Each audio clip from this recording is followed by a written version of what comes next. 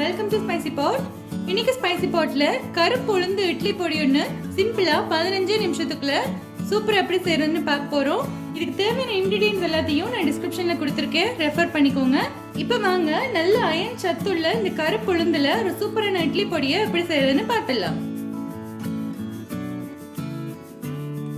இப்ப பாருங்க, நான் அடுப்புல ஒரு கடாய் வச்சிருக்கேன். அது நம்ம ஒன்னொன்னா எல்லா இன்கிரீடியன்ஸையும் வறுக்க போறோம். முதல்ல 1.5 கப் அளவுக்கு கருப்பு உளுந்து எடுத்துடலாம்.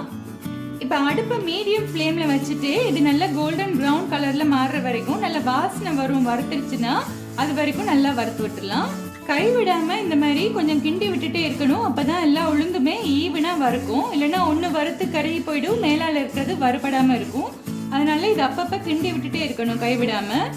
இப்ப பாருங்க, இந்த உளுந்து வந்து நல்லா கோல்டன் ப்ரௌன் கலர்ல இந்த மாதிரி ஈவனா வறுபட்டுடுச்சு.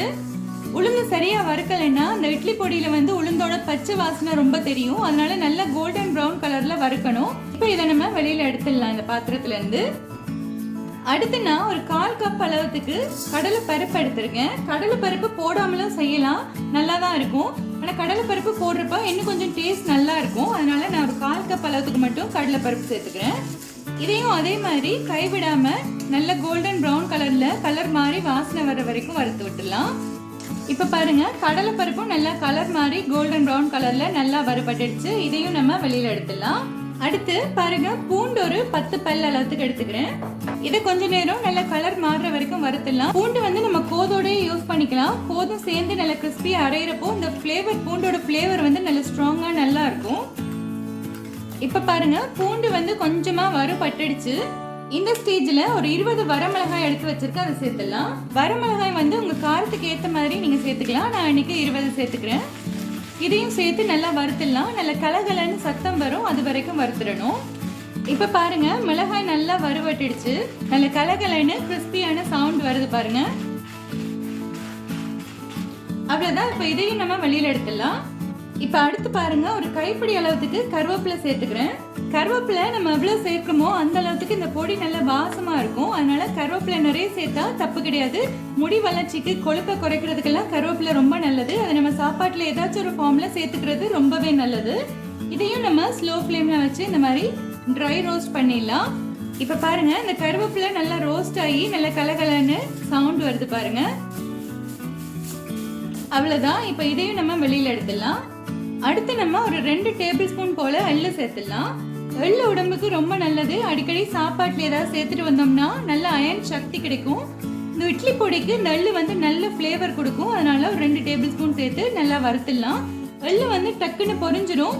தடன்னு பொரியிறப்போ நீங்க ஸ்டவ் ஆஃப் பண்ணிட்டு எடுத்துடணும், இல்லைன்னா டக்குன்னு கருகி போயிடும். பாருங்க, இப்ப எள்ளு பொரிய ஆரம்பிச்சிருச்சு. அவ்வளவுதான். இதை டக்குன்னு நம்ம வெளியில எடுத்துடலாம். இப்ப நான் இந்த ஸ்டவ் ஆஃப் பண்ணிட்டேன். ஆஃப் பண்ணிட்டு பாருங்க, ஒரு டீஸ்பூன் அளவுக்கு பெருங்காயத்தூள் எடுத்துக்கிறேன்.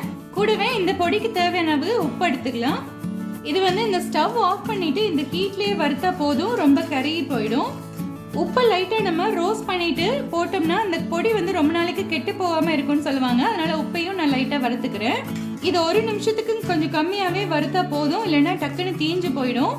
பாருங்க, அவ்வளவுதான். இது ரெடி ஆயிடுச்சு. இப்ப இதையும் நம்ம எடுத்துடலாம் வெளியில. இப்ப பாருங்க, நம்ம ஒன்னொன்னா வறுத்த எல்லா இன்கிரீடியன்ஸும் ரெடியா இருக்கு.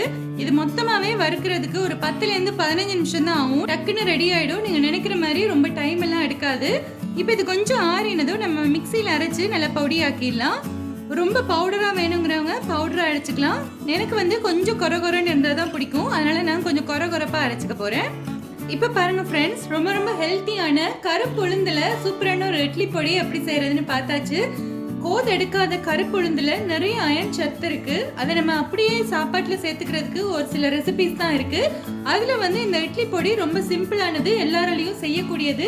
நீங்களும் இந்த மாதிரி ஒரு இட்லி பொடியை ட்ரை பண்ணி பாருங்க. உங்களுக்கு பிடிச்சிருந்துச்சுன்னா என்னோட சேனலை சப்ஸ்கிரைப் பண்ணுங்க. மறக்காம கமெண்ட் பண்ணுங்க.